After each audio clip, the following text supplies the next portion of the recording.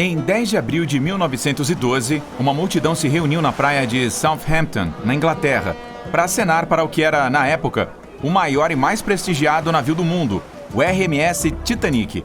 O valor do bilhete mais caro para a primeira classe era de $4.350, cerca de $70 mil se corrigidos para os dias de hoje.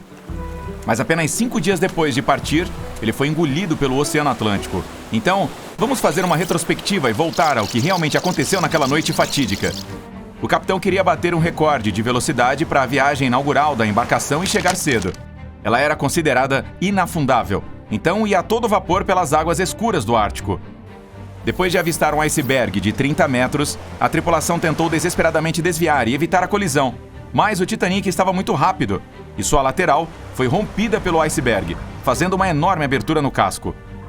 Não foi um rompimento único, contínuo.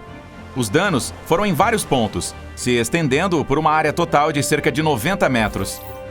Mas os projetistas haviam pensado na possibilidade de uma colisão e adicionaram compartimentos estanques em cada lado do navio para atuar como redutores de impacto. 4 desses compartimentos poderiam ser rompidos e, mesmo assim, o Titanic continuaria flutuando, mas como o iceberg atingiu a lateral, abriu buracos em 6 compartimentos. Estes não se estendiam até a altura total de todos os convéses e não eram fechados no topo.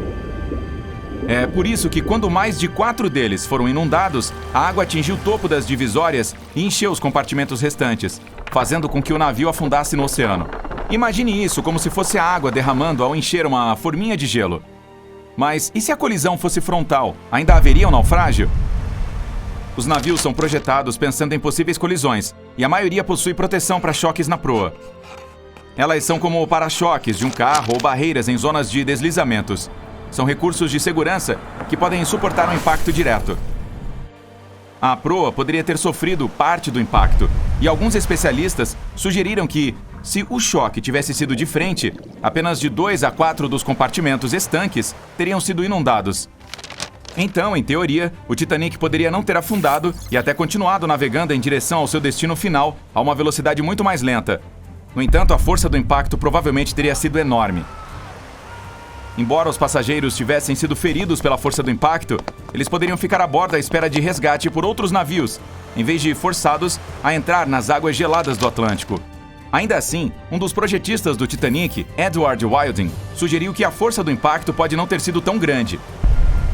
Ele disse ao inquérito britânico que muitas pessoas mal sentiram a colisão e acreditava que o navio não teria afundado se tivesse atingido o iceberg de frente.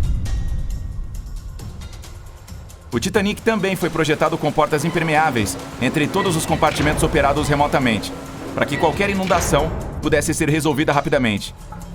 Como o Titanic teve 6 rompimentos na colisão lateral e por tudo ter acontecido tão rapidamente, vedar as portas não faria diferença, pois era essencialmente impossível salvá-lo naquele momento. O navio imediatamente começou a inundar, com a água entrando aproximadamente a 7 toneladas por segundo, 15 vezes mais rápido do que a capacidade de bombeá-la para fora. Portanto, embora pareça que o Titanic tenha resistido se tivesse atingido o iceberg de frente, essa ideia vem com algumas questões. Em primeiro lugar, as proteções contra colisões foram projetadas para resistir a um acidente com outro navio, não contra um iceberg gigante. Se 2 embarcações se chocassem, ambas absorveriam parte do impacto em suas proteções, compartilhando o choque e, provavelmente, permanecendo à tona. Mas o iceberg é estacionário, o que significa que o navio absorveria a maior parte da energia da batida. Se ele batesse à frente do primeiro, o impacto provavelmente teria tomado todo o seu corpo, por causa da velocidade com a qual viajava. Imagine um navio de 46 mil toneladas viajando a cerca de 37 km por hora. Em algum momento, ele atinge um iceberg, que pesa o que podem ser mais de 100 mil toneladas. Essa colisão provavelmente resultaria em uma força enorme, causando danos enormes à embarcação. É provável que as emendas se romperiam, as escadas desmoronariam e os rebites arrebentariam por todos os lados. Tudo isso iria potencialmente inundar ainda mais compartimentos, o que poderia ter causado naufrágio em questão de minutos, em vez de horas. Mas isso é apenas a ponta do iceberg. Ops! Como todos sabemos, a maior parte dele fica escondida debaixo d'água. Então, se o Titanic estivesse de frente, é provável que tivesse atingido a parte do bloco de gelo abaixo da água primeiro, o que o faria sair do curso. Bater em um iceberg não é como se chocar com uma parede de tijolos. Nesse caso, o gelo sob a água teria rompido o fundo do navio e causado danos nas laterais. Os icebergs também não são objetos sólidos e planos. Se fosse uma batida reta, a embarcação poderia ter permanecido à tona, mas os icebergs existem de muitas formas e tamanhos, de cúpulas a cunhas. Estudos também foram feitos no aço usado para produzir o Titanic, e os testes mostram que o metal era cerca de 10 vezes mais frágil do que o aço que usamos hoje. O Titanic foi construído antes de entendermos os efeitos da baixa temperatura no aço. O que era utilizado para a construção naval não cedia quando em contato com temperaturas congelantes, e sim quebrava. Pedaços recuperados das placas do casco do Titanic mostram que ele acabou quebrando com o impacto. Bater de frente também causaria uma parada muito severa e abrupta. Então, mesmo que a embarcação não tivesse afundado, ainda teria grandes problemas. É como quando você pisa de repente no freio do carro ou quando o ônibus para enquanto você está andando pelo corredor e é arremessado para a frente. Os passageiros teriam sido arremessados pelo navio. E como o acidente aconteceu à noite, a maioria das pessoas estava dormindo, então não seria possível prepará-las efetivamente para qualquer tipo de acidente. Isso resultaria em lesões para a maioria dos passageiros.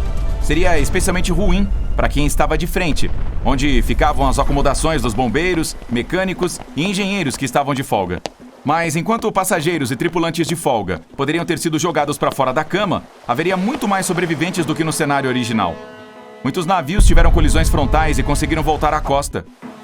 Poucas pessoas sabem que o Titanic tinha 2 navios irmãos. A White Star Line, empresa que o construiu, também fez o Britannic e o Olympic.